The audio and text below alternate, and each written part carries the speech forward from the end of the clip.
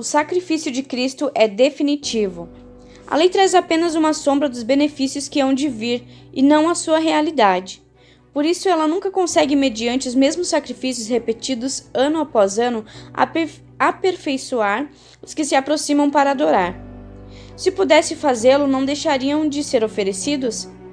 Pois os adoradores, tendo sido purificados uma vez por todas, não mais se sentiriam culpados de seus pecados. Contudo, esses sacrifícios são uma recordação anual dos pecados, pois é impossível que o sangue de touros e bodes tire pecados. Por isso, quando Cristo veio ao mundo, disse: Sacrifícios e oferta não quiseste, mas um corpo me preparaste. De holocaustos e ofertas pelo pecado não te agradaste. Então eu disse: Aqui estou. No livro está escrito a meu respeito. Vim para fazer a tua vontade, ó Deus. Primeiro ele disse: Sacrifícios, ofertas, holocaustos e ofertas pelo pecado não quiseste, nem deles te agradaste, os quais eram feitos conforme a lei. Então acrescentou: Aqui estou, vim para fazer a tua vontade. Ele cancela o primeiro para estabelecer o segundo. Pelo cumprimento dessa vontade, fomos santificados por meio do sacrifício do corpo de Jesus Cristo, oferecido uma vez por todas. Dia após dia, todo sacerdote apresenta-se e exerce os seus deveres religiosos. Repetidamente oferece os mesmos sacrifícios que nunca podem remover os pecados. Mas quando esse sacerdote acabou de oferecer para sempre um único sacrifício pelos pecados, assentou-se à direita de Deus. Daí em diante, ele está esperando até que os seus inimigos sejam como estrado dos seus pés.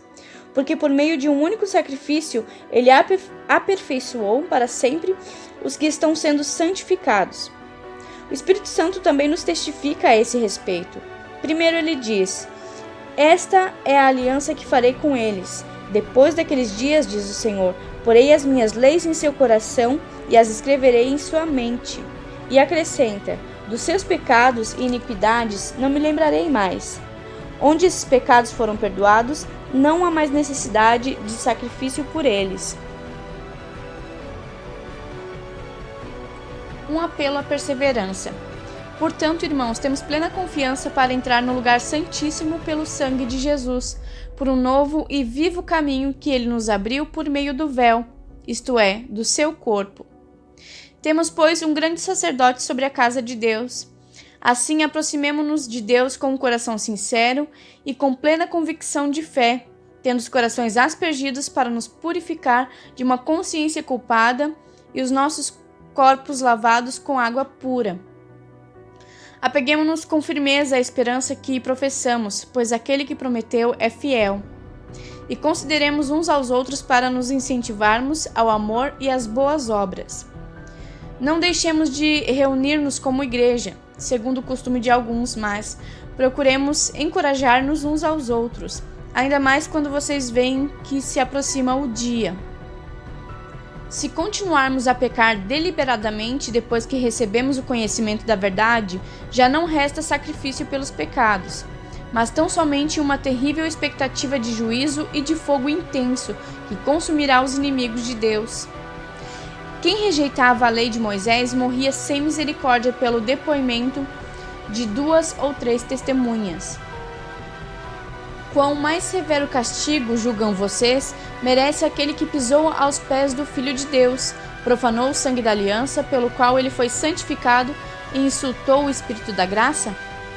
Pois que conhecemos aquele que disse: A mim pertence a vingança, eu retribuirei, e outra vez o Senhor julgará o seu povo. Terrível coisa é cair nas mãos do Deus vivo. Lembrem-se dos primeiros dias depois que vocês foram iluminados, quando suportaram muita luta e muito sofrimento. Algumas vezes vocês foram expostos a insultos e tribulações.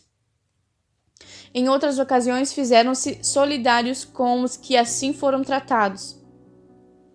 Vocês se compadeceram dos que estavam na prisão e aceitaram alegremente o confisco dos seus próprios bens, pois sabiam que possuíam bens superiores e permanentes.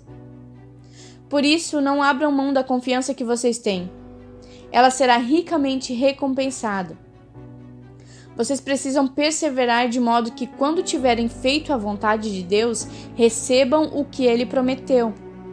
Pois em breve, muito em breve, aquele que vem virá e não demorará. Mas o meu justo viverá pela fé, e se retroceder, não me agradarei dele. Nós, porém, não somos os que retrocedem e são destruídos, mas dos que creem e são salvos. Exemplos de fé. Ora, a fé é a certeza daquilo que esperamos e a prova das coisas que não vemos. Pois foi por meio dela que os antigos receberam bom testemunho. Pela fé entendemos que o universo foi formado pela palavra de Deus, de modo que aquilo que se vê não foi feito do que é visível. Pela fé, Abel ofereceu a Deus um sacrifício superior ao de Caim. Pela fé, ele foi reconhecido como justo, quando Deus aprovou as suas ofertas. Embora esteja morto por meio da fé, ainda fala. Pela fé, Enoque foi arrebatado, de modo que não experimentou a morte, e já não foi encontrado, porque Deus o havia arrebatado. Pois antes de ser arrebatado, recebeu testemunho de que tinha agradado a Deus. Sem fé é impossível agradar a Deus, pois quem dele se aproxima precisa crer que ele existe e que recompensa aqueles que o buscam. Pela fé, Noé, quando avisado a respeito de coisas que ainda não se viam, movido por santo temor, construiu uma arca para salvar a sua família. Por meio da fé, ele condenou o mundo e tornou-se herdeiro da justiça, que é segundo a fé.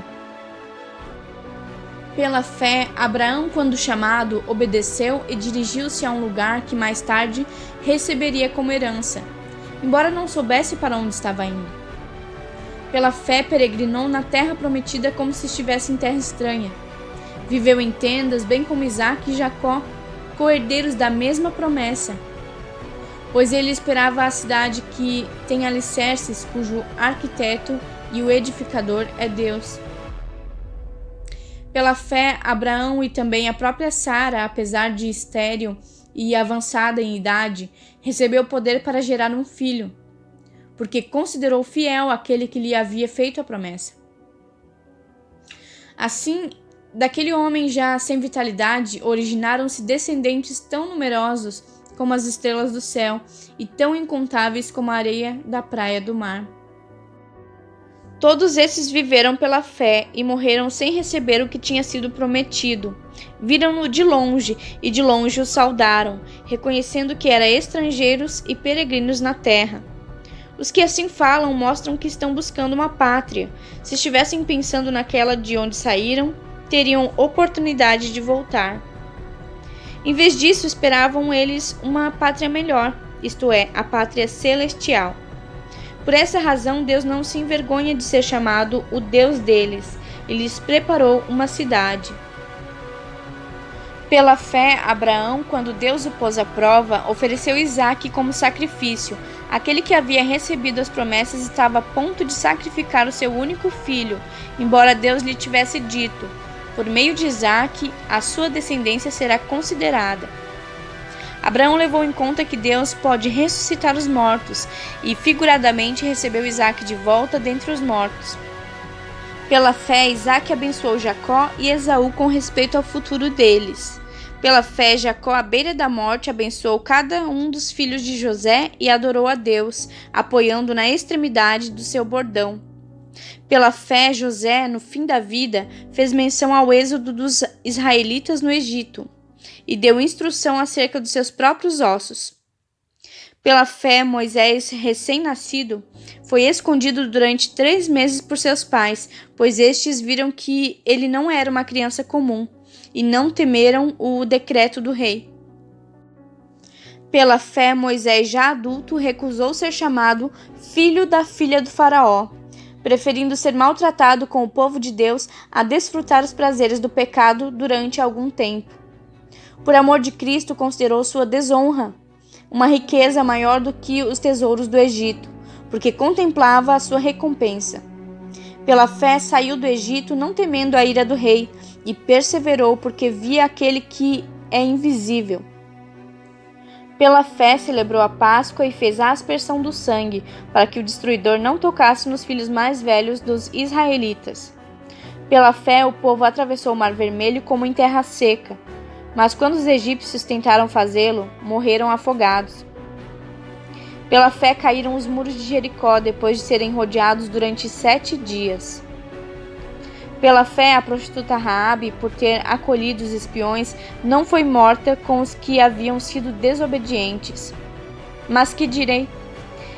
Não tenho tempo para falar de Gideão, Baraque, Sansão, Jefté, Davi, Samuel e os profetas, os quais pela fé conquistaram reinos, praticaram a justiça, alcançaram o cumprimento de promessas, fecharam a boca de leões, apagaram o poder do fogo e escaparam do fio da espada. Da fraqueza tiraram força, tornaram-se poderosos na batalha e puseram em fuga exércitos estrangeiros. Houve mulheres que, pela ressurreição, tiveram de volta os seus mortos. Uns foram torturados e recusaram ser libertados, para poderem alcançar uma ressurreição superior. Outros enfrentaram zombaria e açoites. Outros ainda foram acorrentados e colocados na prisão, apedrejados, cerrados ao meio, postos à prova, mortos ao fio da espada. Andaram errantes, vestidos de pele de ovelhas e de cabras, necessitados, afligidos e maltratados. O mundo não era digno deles. Vagaram pelos desertos e montes, pelas cavernas e grutas. Todos esses receberam bom testemunho por meio da fé. No entanto, nenhum deles recebeu o que havia sido prometido. Deus havia planejado algo melhor para nós, para que conosco fossem eles aperfeiçoados. Deus disciplina os seus filhos. Portanto, também nós, uma vez que estamos rodeados por tão grande nuvem de testemunhas, livremo-nos de tudo que nos atrapalha e do pecado que nos envolve, e corramos com perseverança a corrida que nos é proposta, tendo os olhos fitos em Jesus, autor e consumador da nossa fé. Ele, pela alegria que lhe fora proposta, suportou a cruz, desprezando a vergonha, e assentou-se à direita do trono de Deus. Pensem bem naquele que suportou tal oposição dos pecadores contra si mesmo, para que vocês não se cansem nem desanimem. Na luta contra o pecado, vocês ainda não resistiram até o ponto de derramar o próprio sangue. Vocês se esqueceram da palavra de ânimo que ele dirige a vocês como a filhos. Meu filho, não despreze a disciplina do Senhor, nem se magoe com a sua repreensão, pois o Senhor disciplina a quem ama e castiga todo aquele a quem aceita como filho. Suportem as dificuldades, recebendo-as como disciplina. Deus os trata como filhos. Ora, qual filho que não é disciplinado por seu pai? Se vocês não são disciplinados e a disciplina é para todos os filhos, então vocês não são filhos legítimos, mas sim ilegítimos. Além disso, tínhamos pais humanos que nos disciplinavam e nós os respeitávamos. Quanto mais devemos submeter-nos ao Pai dos Espíritos, para assim vivermos. Nossos pais nos disciplinavam por curto período, segundo lhes parecia melhor, mas Deus nos disciplina para o nosso bem, para que participemos da sua santidade. Nenhuma disciplina parece ser motivo de alegria no momento, mas sim de tristeza. Mais tarde, porém, produz fruto de justiça e paz para aqueles que por ela foram exercitados. Portanto, fortaleçam as mãos enfraquecidas e os joelhos vacilantes, façam caminhos retos para os seus pés, para que o manco não se desvie, antes seja curado. Advertência contra a rejeição de Deus. Esforcem-se para viver em paz com todos e para serem santos. Sem santidade ninguém verá o Senhor. Cuidem que ninguém se exclua da graça de Deus, que nenhuma raiz de amargura brote e cause perturbação, contaminando muitos, que não haja nenhum imoral ou profano, como Esaú, que por uma única refeição vendeu os seus direitos de herança como filho mais velho. Como vocês sabem, posteriormente, quando quis herdar a bênção, foi rejeitado e não teve como alterar a sua decisão, embora buscasse a bênção com lágrimas. Vocês não chegaram ao monte que se podia tocar e que estava em chamas, nem as trevas, a escuridão, nem a tempestade, ao soar da trombeta e ao som de palavras tais que os ouvintes rogaram que nada mais lhes fosse dito, pois não podiam suportar o que lhes estava sendo ordenado. Até um animal, se tocar no monte, deve ser apedrejado. O espetáculo era tão terrível que até Moisés disse: "Eu estou apavorado e trêmulo." Mas vocês chegaram ao Monte Sião, a Jerusalém Celestial, a cidade do Deus vivo. Chegaram aos milhares de anjos em alegre reunião, à igreja dos primogênitos, cujos nomes estão escritos nos céus. Vocês chegaram a Deus, juiz de todos os homens, aos espíritos dos justos aperfeiçoados, a Jesus, mediador de uma nova aliança, e ao sangue aspergido que fala melhor do que o sangue de Abel. Cuidado! Não rejeitem aquele que fala. Se os que se recusaram a ouvir aquele que os advertia na terra não escaparam, quanto mais nós, se nos desviarmos daquele que nos adverte dos céus? Aquele cuja voz outrora abalou a terra, agora promete: ainda uma vez abalarei não apenas a terra, mas também o céu. As palavras ainda uma vez indicam a remoção do que pode ser abalado, isso é, coisas criadas, de forma que permaneça o que não pode ser abalado. Portanto, já que estamos recebendo um reino inabalável, sejamos agradecidos e assim adoremos a Deus de modo aceitável, com reverência e temor, pois o nosso Deus é fogo consumidor. Exortações finais. Seja constante o amor fraternal. Não se esqueçam da hospitalidade, foi praticando-a que, sem saber, alguns acolheram anjos. Lembrem-se dos que estão na prisão, como se aprisionados com eles, dos que estão sendo maltratados, como se vocês mesmos estivessem sendo maltratados. O casamento deve ser honrado por todos, o leito conjugal conservado puro, pois Deus julgará os imorais e os adúlteros. Conservem-se livres do amor ao dinheiro e contente-se com o que vocês têm, porque Deus mesmo disse: nunca o deixarei, nunca o abandonarei. Podemos, pois, dizer com confiança: o Senhor é o meu ajudador, não temerei. O que me podem fazer os homens? Lembrem-se dos seus líderes que transmitiram a palavra de Deus a vocês. Observem bem o resultado da vida que tiveram e imitem a sua fé. Jesus Cristo é o mesmo ontem, hoje e para sempre. Não se deixem levar pelos diversos ensinos estranhos. É bom que nosso coração seja fortalecido pela graça e não por alimentos cerimoniais, os quais não têm valor para aqueles que os comem. Nós temos um altar do qual não tem direito de comer os que ministram no tabernáculo. O sumo sacerdote leva sangue de animais até o lugar santíssimo como oferta pelo pecado, mas os corpos dos animais são queimados fora do acampamento. Assim, Jesus também sofreu fora das portas da cidade, para santificar o povo por meio de seu próprio sangue. Portanto, saiamos até ele, fora do acampamento, suportando a desonra que ele suportou. Pois não temos aqui nenhuma cidade permanente, mas buscamos a que há de vir. Por meio de Jesus, portanto, ofereçamos continuamente a Deus um sacrifício de louvor, que é fruto de lábios que confessam o seu nome. Não se esqueçam de fazer o bem e de repartir com os outros o que vocês têm, pois de tais sacrifícios Deus se agrada. Obedeçam aos seus líderes e submetam-se à autoridade deles. Eles cuidam de vocês como quem deve prestar contas. Obedeçam-lhes para que o trabalho deles seja uma alegria, não um peso. Pois isso não seria proveitoso para vocês. Orem por nós, estamos certos de que temos consciência limpa e desejamos viver de maneira honrosa em tudo. Particularmente recomendo que orem para que eu lhes seja restituído em breve. O Deus da paz, que pelo sangue da aliança eterna trouxe de volta dentre os mortos o nosso Senhor Jesus, o grande pastor das ovelhas, os aperfeiçoe em todo o bem para fazerem a vontade dele e opere em nós o que lhe é agradável mediante Jesus Cristo, a quem seja a glória para todos sempre. Amém. Irmãos, peço que suportem a minha palavra de exortação. Na verdade, o que eu escrevi é pouco. Quero que saibam que o nosso irmão Timóteo foi posto em liberdade. Se ele chegar logo, irei vê-los com ele. Saúdem a todos os líderes e a todos os santos. Os da Itália enviam saudações. A graça seja com todos vocês.